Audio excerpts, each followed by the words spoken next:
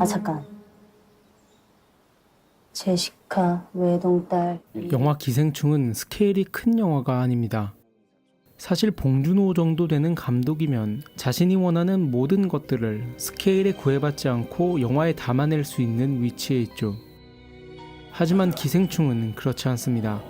수많은 상징과 함축적 의미를 담고 있지만 영화 기생충의 무대는 두 개의 집, 두 개의 가정을 벗어나지 않죠.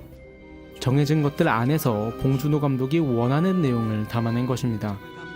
제가 건너 어느 평론가분이 봉준호 감독과 나눈 대화를 통해 알게 된 이야기입니다. 봉준호 감독은 자신의 최근 영화들 중 세계적으로 잘 알려진 옥자, 그리고 설국열차를 그다지 마음에 들지 않는다고 했답니다.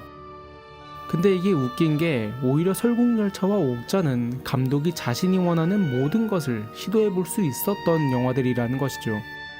설국열차의 제작비 400억은 할리우드에선 저예산에 해당하는 것이고 그렇게 제작자가 큰 관여를 하지 않았다고 합니다. 넷플릭스에서 봉준호 감독을 모셔가며 제작한 옥자 또한 마찬가지이고요. 오히려 감독이 자신의 모든 역량을 마음껏 펼치고 자신이 원하는 바를 제대로 표현할 여건이 조성되어 있던 영화들인데 왜 그의 마음에 들지 않았을까요? 여기서 한 가지 질문을 던져보겠습니다. 여러분은 영화가 예술이라고 생각하십니까?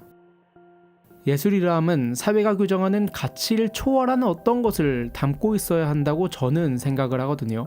반면 영화는 대중상업문화의 꽃이라고도 볼 수 있는 분야이죠. 흥행 여부가 가장 중요한 메커니즘으로 돌아가는 영화이기에 성공하는 몇몇 장르들이 유행으로 번지고 뻔한 클리셰들이 가장 많이 쓰이는 분야이죠.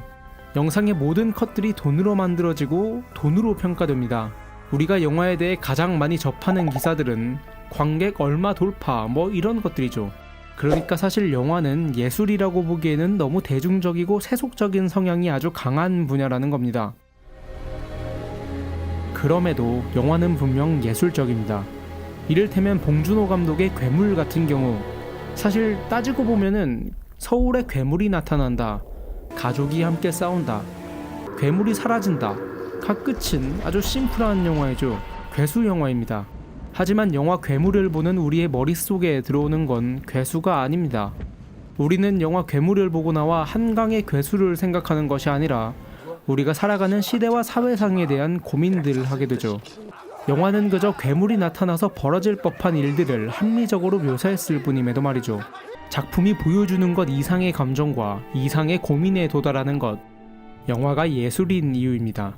봉준호 감독이 괴물 이후의 영화들에 대해 마음에 들지 않는다라고 이야기했던 이유는 여기에 있습니다.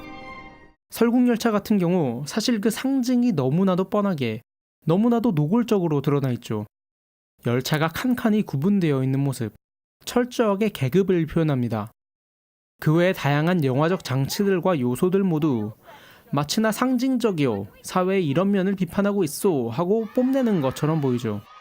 그 상징만을 위해 만들어진 장치라는 것이 명확히 드러납니다. 감독이 그 모든 상징과 담론들을 작품에 의식적으로 담아냈죠. 그럴 수 있는 환경이 봉준호 감독에게 주어져 있었기 때문에 벌어진 일입니다.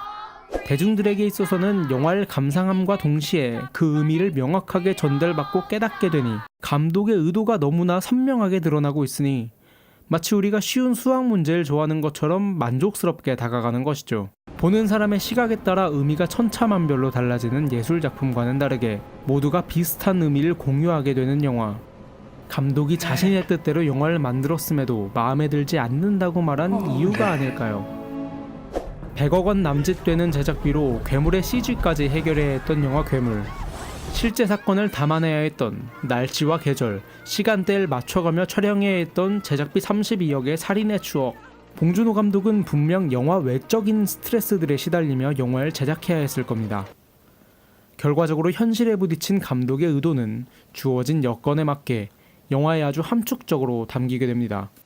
그리고 봉준호 감독은 깨닫게 됩니다. 옥자와 설국열차가 실망스러운 것은 나의 의도가 너무나도 잘 담겼기 때문이다라는 것을요. 그렇게 영화 기생충은 실은 더 커다랗고 화려한 영화를 만들 수 있음에도 굳이 저예산의 소규모 스텝으로 제작된 것이죠. 그렇게 기생충은 가장 봉준호스러운 봉준호 장르의 영화로 제작될 수 있었습니다.